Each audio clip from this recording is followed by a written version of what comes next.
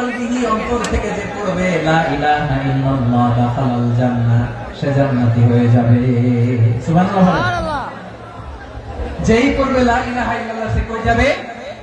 জান্নাতি হয়ে যাবে। এখন আমার সব ভাই যারা লা ইলাহা পড়ছে জান্নাতে যাক, চাই কি চাই না? নাকি আপনি শুধু একাই জান্নাতে যেতে চান? একাই যেতে চান?